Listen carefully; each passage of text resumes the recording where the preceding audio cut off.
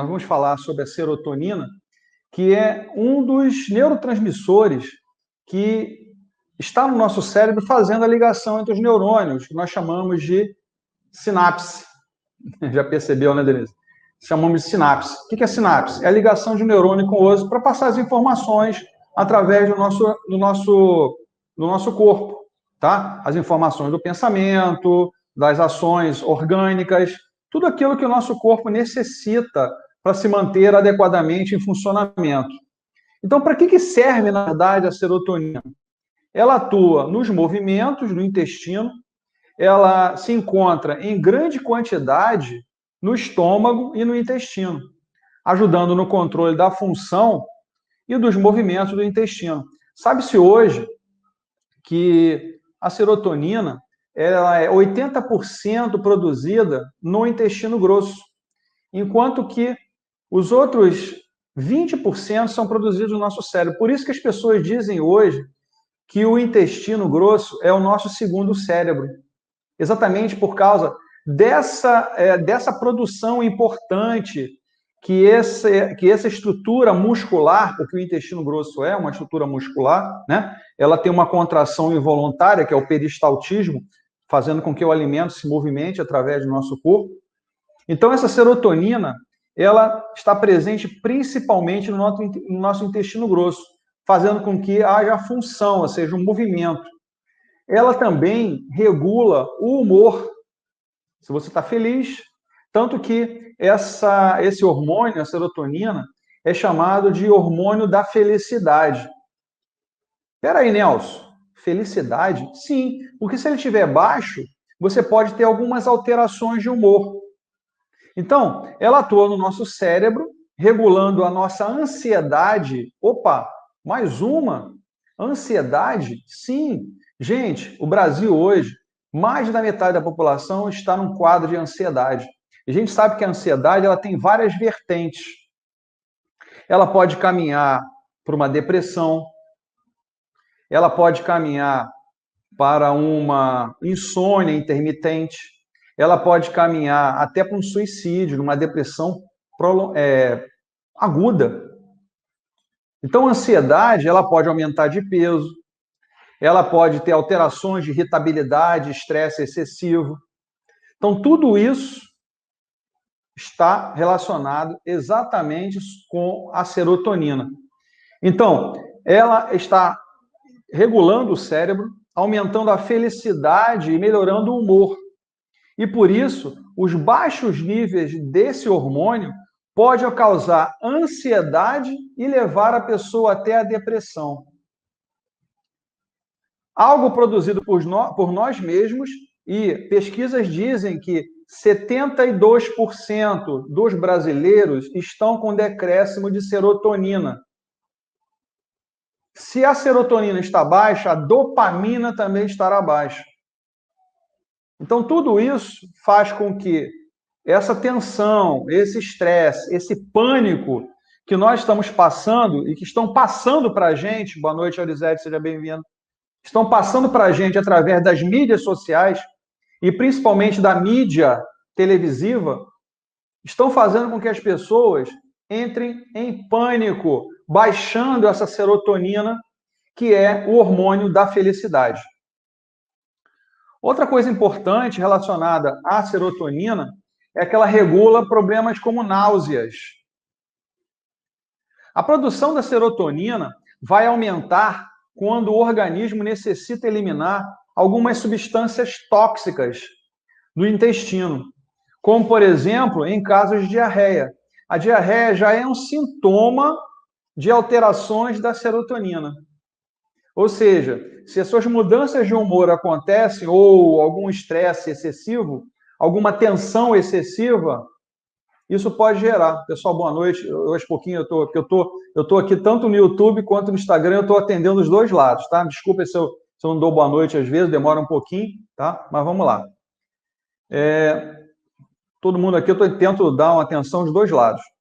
Então, devido a essa diarreia, essa alteração do funcionamento, né, desse hormônio que faz as nossas ligações entre os nossos neurônios, pode causar alterações de humor, pode causar náuseas, diarreia. Esse aumento ainda vai estimular também a região do cérebro que controla a náusea, que é a região occipital, tá? A serotonina, inclusive, regula o sono. Opa!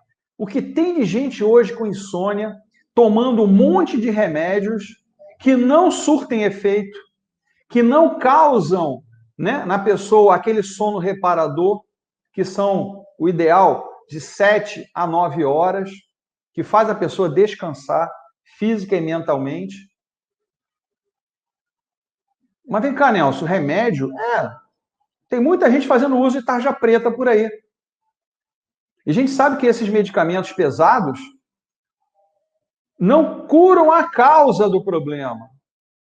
É aquela história que remédio remedia, não cura.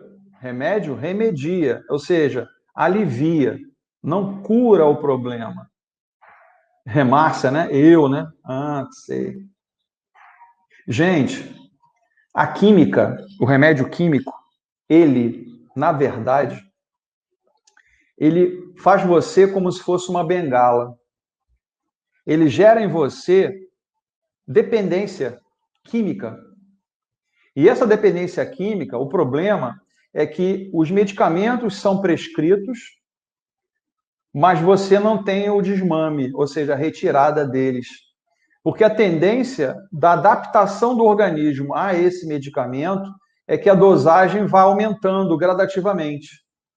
E essa dosagem aumentando gradativamente vai levando você cada vez mais à dependência. E daqui a pouco, remédios mais pesados são indicados e nova adaptação acontece e mais dosagens elevadas serão feitas e não resolverá o problema. A causa continuará. O problema das doenças em si, qualquer uma delas, é que trata-se o problema, não trata-se a causa. A causa continua. Temos que tratar a causa de uma doença. E aqui eu falo muito sobre a fibromialgia o tempo todo. Então, a importância de entender que a serotonina, que é um hormônio do nosso cérebro, produzido em grande escala, em 80% do nosso intestino grosso, por isso que a mulher, né, fibromialgica principalmente, ela tem a tendência, boa noite, Cristiane, tem uma tendência à síndrome do colo irritável, por causa dessa baixa de serotonina. Nós vamos falar de alguns alimentos que ajudam na produção de serotonina para tentar equilibrar isso, ok? Então, ela também ajuda na coagulação sanguínea, o coagular do sangue, quer dizer, você se machucou e tem dificuldade de coagulação.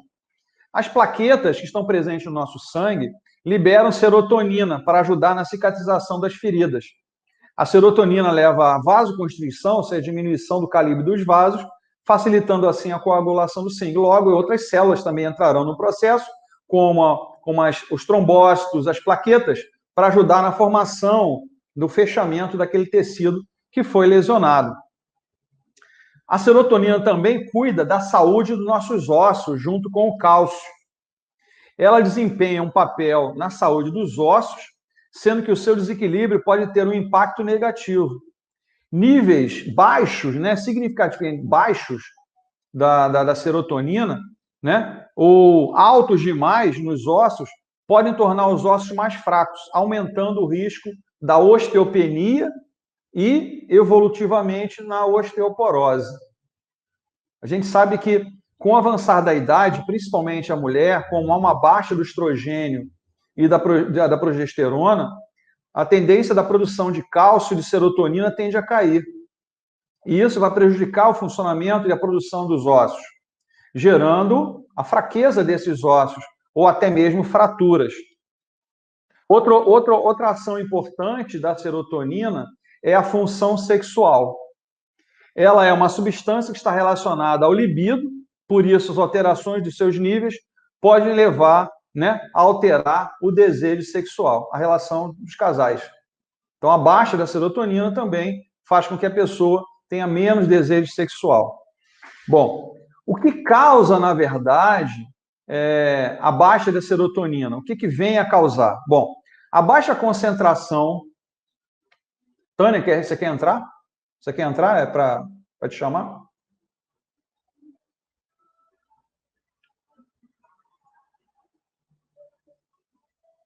Bom, tá dado. Então, abaixo da concentração de serotonina, pode entrar, Tânia, fica à vontade. Coloca a sua imagem. Então, vamos lá, vamos continuar então. A baixa concentração da serotonina no organismo pode levar ao aparecimento dos sinais e sintomas como mau humor pela manhã, a pessoa acorda com mau humor, sonolência durante o dia, porque ela fica alterada, não dormiu bem, ela fica sonolenta. Tá? Alteração do desejo sexual, já falamos disso. Vontade de comer a toda hora, quer dizer, com ansiedade e serotonina baixa, o que você faz? Você aumenta o consumo de alimentos, e aumentando esse consumo de alimentos, Mônica, seja bem-vinda, esse consumo de alimentos faz aumentar o peso corporal, e isso também tem uma relação com a baixa da dopamina e da serotonina. Quando você se alimenta, a programação dessa serotonina com a dopamina, ela sobe um pouquinho. Só que ela tem uma latência por um período de tempo. Aí ela cai novamente. Aí você vai, tem a vontade de se alimentar de novo. Aí você come outra vez. Aí a dopamina e a serotonina sobem. Só que ela tem um limite. Aí ela cai novamente. Aí você vai, quer comer outra vez. Esse é o motivo do problema relacionado à obesidade. Tá? Tem uma relação bastante estreita em relação a isso. Dificuldade no aprendizado, a pessoa não tem concentração, ela não consegue se concentrar adequadamente. Isso no trabalho é ruim, isso no estudo é muito ruim, tá? A concentração baixa. Distúrbios de memória, que a fibromialgia tem bastante, ou seja, eu estou comprovando que a serotonina baixa tem relação direta com a fibromialgia, tá?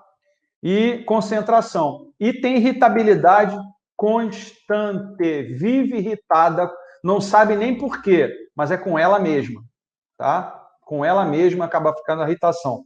Bom, alguns alimentos que eu vou indicar a vocês aqui, quem quiser anotar agora, aproveita, ou quiser fazer alguma pergunta nesse momento, alguns alimentos que estão relacionados diretamente com a serotonina, que produzem e liberam serotonina no nosso corpo. Então, vamos lá. Chocolate amargo. Quem gosta de chocolate, o chocolate amargo estaria...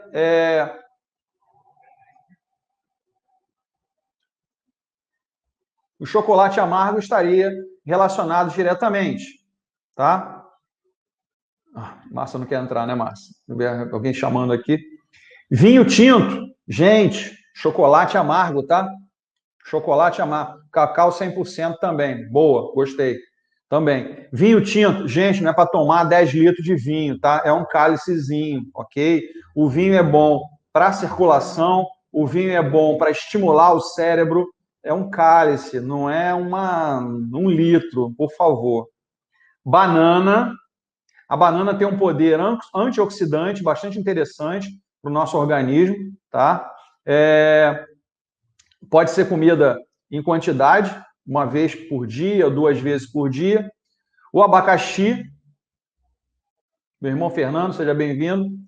O abacaxi é uma das frutas cítricas, você pode também acrescentar a laranja, a tangerina e o limão, né? São alimentos bastante interessantes para esses problemas. O tomate, que é uma fruta também, pode ser acrescentado na alimentação. O tomate, boa noite. Carnes magras, peixe, carne sem gordura, ok? Cereais integrais, quem gosta de uma bananinha amassada, né? Com uma granola, né? Os cereais com uma granola, é interessante, né? Faz bem, forma bolo alimentar, ajuda na formação do bolo alimentar, aliviando a tensão das microvilosidades do nosso intestino, absorvendo melhor. Uma coisa importante, principalmente para a pessoa que tem síndrome de colo irritável, evitem alimentos com glúten. Por quê? O glúten é difícil de ser digerido pelo organismo. Além do que, o glúten, algumas partículas do glúten podem se depositar nas microvelocidades do intestino grosso, que são as áreas de absorção. Então, ele se depositando ali, ele faz um tamponamento. E esse tamponamento altera o funcionamento do intestino. E já com deficiência, vai prejudicar mais ainda. Tá? Divânia, seja bem-vinda. Castanha do Pará, quem gosta de se alimentar, um castanha do Pará, seria bastante interessante também. As amêndoas em si, né? Amêndoa, que mais, meu Deus? Tudo que o pessoal gosta muito de comer, às vezes no Natal, que às vezes o ano todo você tem, podem ser utilizadas, tá? Medidas para aumentar a serotonina, tá? Vai ter briga agora. Praticar atividade física. Opa, fibromialgia fazendo atividade física? Sim. Quem lembra na live anterior, eu falei que a atividade física, quando praticada, avelã, perfeito, meu irmão, perfeito, avelã. A atividade física, o que ela faz no organismo? Além de causar bem-estar, ela libera endorfina. A endorfina é um analgésico que está presente no nosso corpo, tá? E gera prazer ao fazer e diminui a dor. Se ele é um analgésico, ele reduz a dor. Então, a caminhada, não precisa fazer muita coisa, não. Eu indico a meus pacientes caminhar. Coloca um tênisinho, bota um short, né? Vai caminhar. Eu sei que é difícil, Márcia, mas a gente tem que ter esforço. Lembre-se, é você contra você. É você brigando contra você mesma, tá? Caminhar. Ah, não quero caminhar. Compra uma bicicleta, compra uma esteira em casa, senta. Existem bicicletas horizontais que você senta, tá vendo televisão, tá lá na bicicleta fazendo exercício. Por que não? Ah, não consigo ir na rua, tenho medo. Senta. Pratique esporte, faça atividade. Tomar sol diariamente. O sol substitui o leite, substitui todos os processos, tá? O sol, você não precisa ficar tomando um monte de alimentos derivados do leite. O sol, 15 minutos a 30 minutos, sempre no horário melhor, entre 7 e 9 da manhã ou após as 16 horas. Agora não, que nós estamos pelo próprio andar, né? Boa noite. Pelo próprio andar do sol, o sol está um pouquinho mais fraco agora dessa vez, tá? E isso faz bem para os ossos, né? Nós estamos falando da serotonina, porque a alteração dela causa o comprometimento dos nossos ossos. Então é importante. Bom, a alimentação rica em triptofano.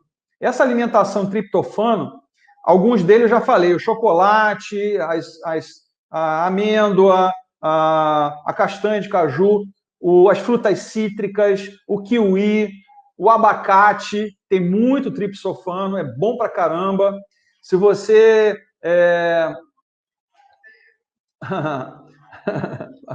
Ótimo, meu irmão. Então, o alimento à base de triptofano, o abacate, por exemplo, é uma fruta bastante interessante, ajuda muito no organismo. Atividades relaxantes que devem ser feitas. Quais delas? Se eu posso tomar cálcio D, se você fizer o uso do sol por meia hora, você está fazendo o uso de um medicamento. Quer entrar na live? Se você fizer uso durante 30 minutos diário no sol, tá? Durante 30 minutos no sol, você está fazendo o mesmo processo do que tomar remédio. Gente, vamos parar com esse negócio de remédio o tempo todo. Acabei de falar, remédio não cura ninguém, não cura a causa. O remédio, ele tem uma latência no organismo, ele sai. Tanto os remédios com cálcio de vitamina D, eles saem do organismo também. O sol permanece por mais de 48 horas. O remédio, ele não fica mais do que 24 horas no organismo. Então, o sol é muito mais saudável para tudo, para a pele, se eu tomar no horário adequado, para os ossos principalmente, e para a saúde. A musicoterapia, músicas de frequência modulada, de preferência as músicas orquestradas. A música cantada tem alteração de frequência. As músicas tocadas em si, né? Tem muitos autores hoje, na internet você encontra um monte de autores que tocam de uma forma, de uma frequência, sem voz, apenas instrumental, tá? Pode-se fazer técnicas holísticas do tipo, EFT, que é uma técnica emocional, que eu tenho usado hoje com minhas pacientes, com um efeito muito interessante, muito benéfico e trazendo benefícios. Podemos fazer uso da cromoterapia. A cromoterapia ideal é a cor azul ou verde.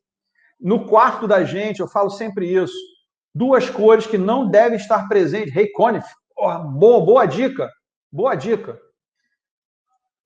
Duas cores que não podem estar presentes nos nossos quartos, porque são cores que causam depressão.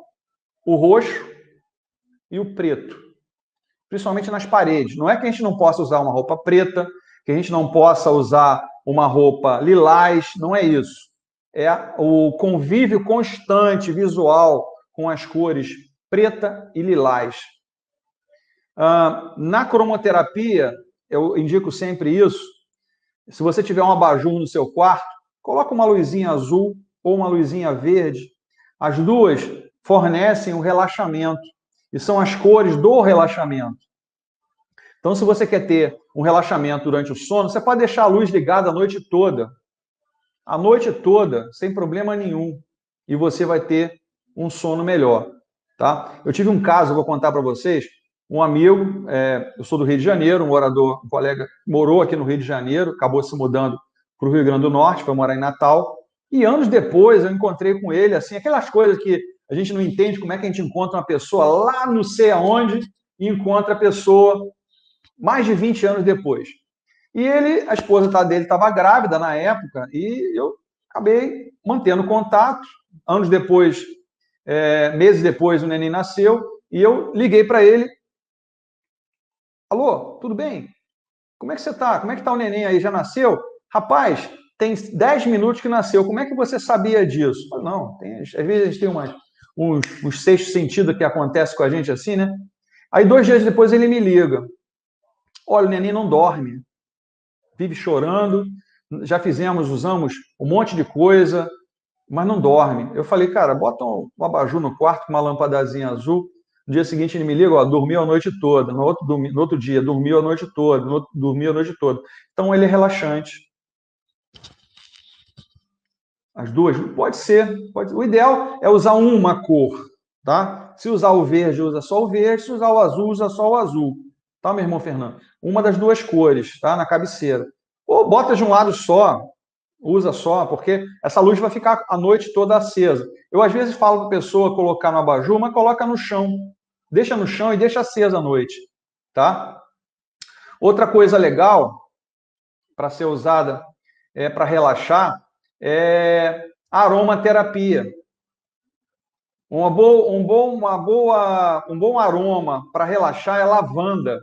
Ah, mas eu não tenho o difusor, eu não tenho o aroma lavanda. Você pode usar um incenso de lavanda, colocar no quarto um pouquinho antes de dormir, também tem um efeito legal. Ou em casa mesmo, você deixar no seu ambiente, em casa. Coisas importantes também que eu falo aqui para atividade que você deve fazer. Tenta evitar pelo menos 1 hora, 2 horas antes do seu hábito de dormir. É importante que a gente durma sempre no mesmo horário, para que o organismo se adapte sempre àquele horário de ir para a cama. Desligar a televisão. É tanta informação ruim que chega para a gente, é tanta negatividade que entra para a gente. Hoje mesmo, uma amiga está falando comigo, falou assim, sim, concordo. A lavanda pode ser, a laranja pode ser a laranja doce, mas a lavanda é campeã nisso aí, com certeza, com toda certeza. Mas tenta desligar a televisão, pelo menos 1 a 2 horas antes de dormir, celular. Vai escutar uma música agradável, vai ler um livro legal, mas se ficar com aquela ânsia de ver televisão, veja um filme, veja um documentário. Tem um documentário que eu estava vendo ontem, sensacional, sobre as cores no Netflix. Como é que os animais interpretam as cores.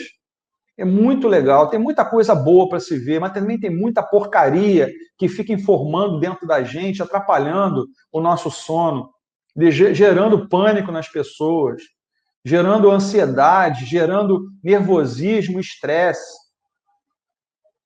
É bem complicado, é muito complicado. Uma amiga mesmo da família, semana, infartou a gente.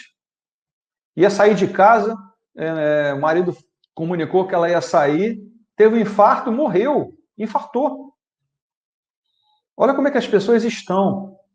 Como é que esses hormônios que estão presentes com a gente estão comprometendo o nosso organismo.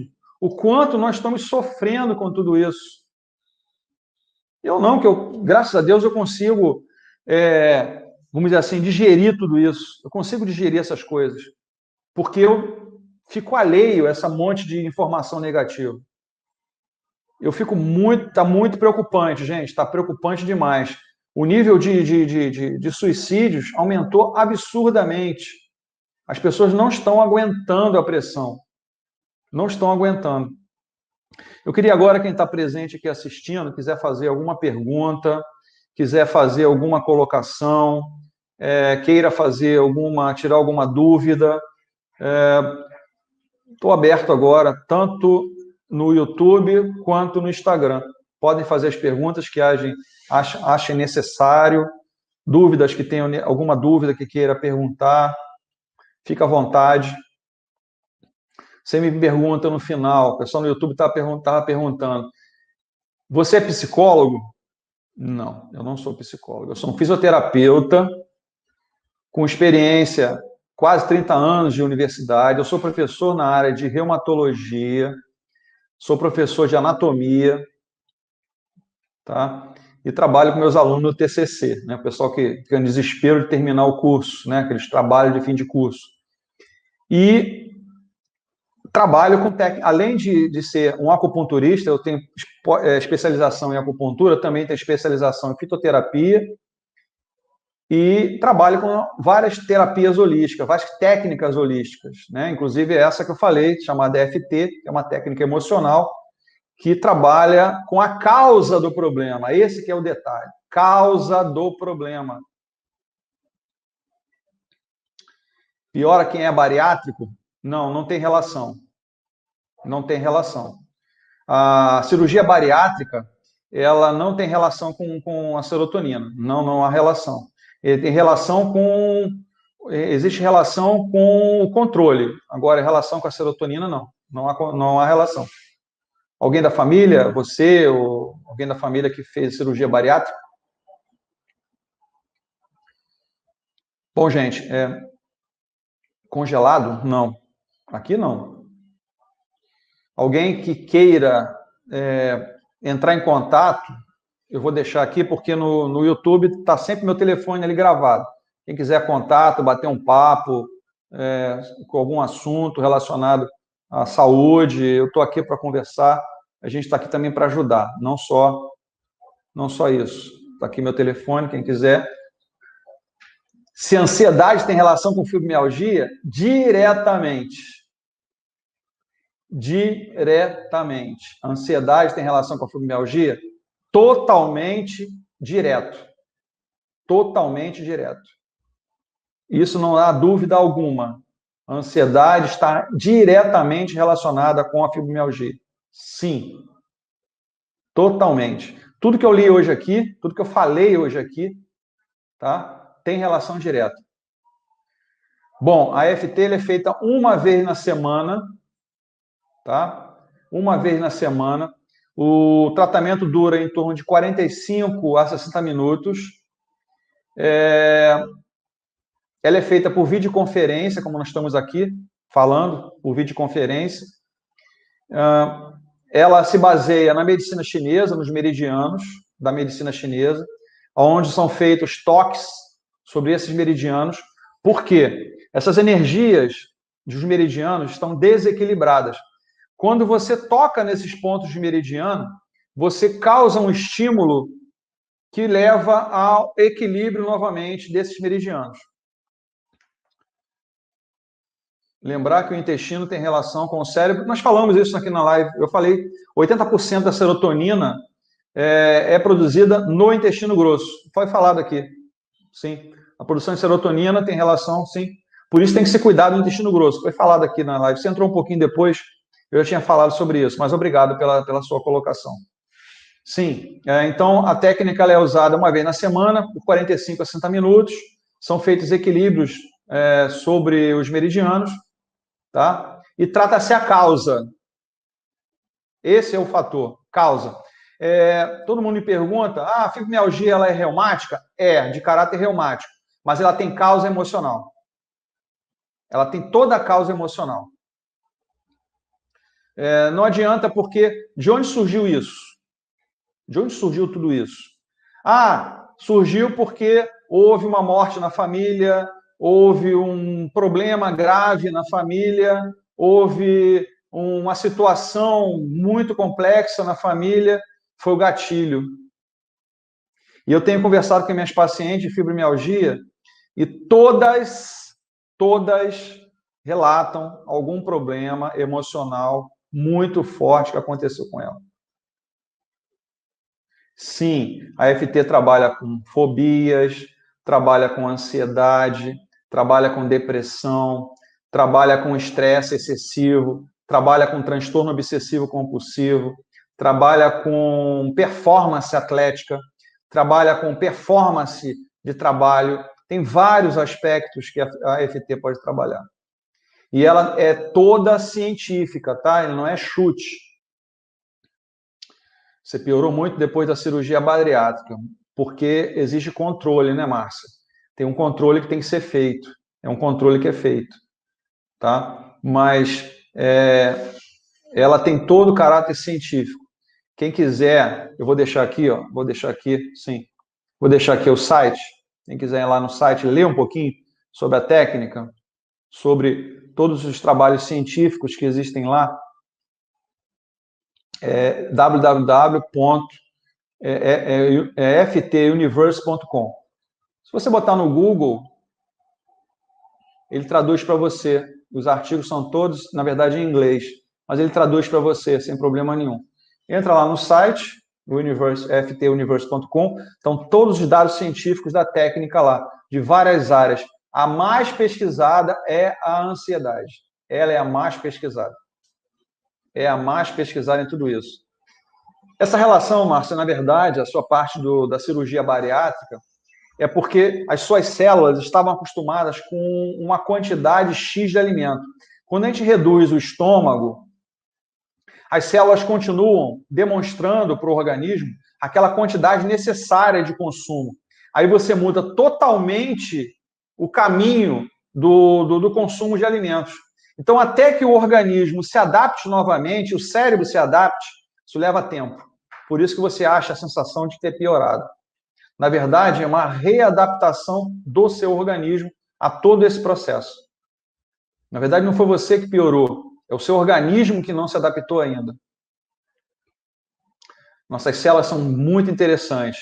As nossas células, os adipócitos, né, que são aquelas que fazem o depósito de gordura, elas aumentam em número até mais ou menos o final da puberdade. Mas elas podem aumentar em tamanho depois, durante a vida toda. Então, o aumento de peso corporal é devido ao depósito de gordura dentro das células adipócitas, os adipócitos. O número até a puberdade e o volume pela vida toda, tá? Se você for uma criança obesa, você será um adulto provavelmente obeso, porque houve uma adaptação desde a infância naquela forma de comer, naquela forma de consumir. Naquela forma de consumir. Você vê que você fez a cirurgia em 2014, mas quanto tempo você levou com um peso corporal elevado? Quantos anos você levou através disso? Então, tem vários aspectos aí que tem que ser pensados, tá? Então, as células adiposas, elas aumentam em volume, não em número mais, tá? Então, se a gente consome demais e houve aquele hábito desde a infância, né? Tinha aquela historinha uns anos atrás, criança linda é criança gorda. Hoje, sabe, criança gorda é criança obesa no futuro, porque houve uma adaptação inadequada pela família, dizendo que aquele é bonitinho, é lindinho, mas gerou uma obesidade futuramente no adulto.